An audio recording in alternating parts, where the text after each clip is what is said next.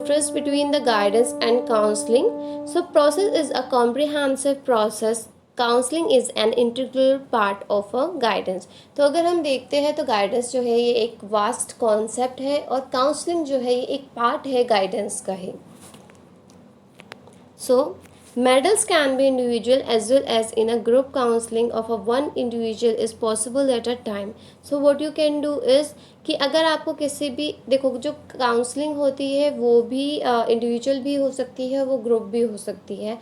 In a similar manner guidance जो है वो इंडिविजुअल भी प्रोवाइड की जा सकती है और ग्रुप के अंदर भी हो सकती है. बट जो इम्पैक्ट होता है गाइडेंस जो है वो ग्रुप में भी हो सकती है. लाइक हम किसी भी तरह का कोई आपको बता रहे हैं कि आपका सिलेबस जो है, या हम बात करते हैं जब हम कॉलेज के अंदर एंटर करते हैं तो फर्स्ट डे जो है वो ओरिएंटेशन होता है जिसमें आपको बताया जाता है कि आपके करिकुलम के अंदर क्या क्या आता है, आपका कॉलेज कैसा है, वहाँ का इन्वायरमेंट कैसा है, आपका करिकुलम कैसे कैसे वर्क करेगा through out the session.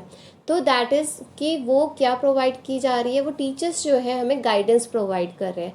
While अगर हम काउंसलिंग की बात करते हैं तो काउंसलिंग जो होती है वो एक लिमिटेड बच्चों के बीच में होती है.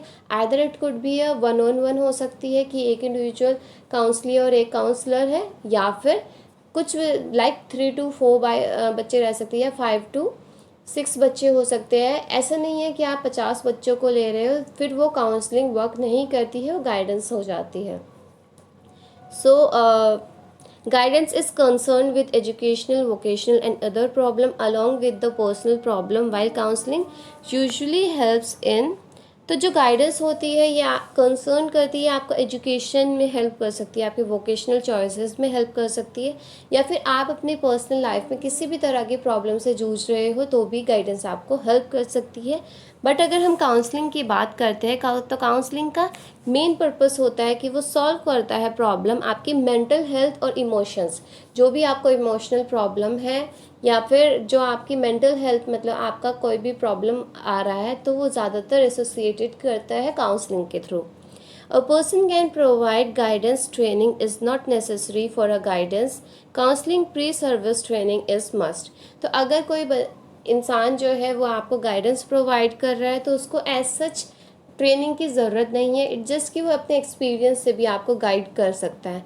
बल्कि अगर हम बात करते हैं काउंसलिंग की तो काउंसलर के पास एक प्री सर्विस ट्रेनिंग होना मस्ट है. उसके पास कोई क्वालिफिकेशन होना चाहिए जो कि उस जॉब के लिए रिक्वायरमेंट है.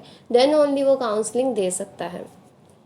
After that can be provided through the magazines, books and corresponding. While counseling, the role of a mutual consultation and reasoning is very important. तो अगर हम गाइडेंस की बात कर सकते हैं तो गाइडेंस जो है वो हम प्रोवाइड कर सकते हैं, मैगजीन्स के थ्रू भी कर सकते हैं, बुक्स के थ्रू कर सकते हैं, या फिर हम किसी गैजेट के थ्रू भी कर सकते हैं कि लाइक हमने रेडियो पे सुना या फिर किसी और चीज़ से सुना. तो they are the n number of the things जिससे हम गाइडेंस प्रोवाइड कर सकते हैं. बल्कि अगर हम काउंसलिंग की बात करते हैं तो इसमें म्यूचुअल कंसल्टेशन होना बहुत ज़्यादा इंपॉर्टेंट है. काउंसलर और काउंसली का आमने सामने face to face interaction is very must. Then only जो भी आपका काउंसलिंग करना है that is a fruitful one.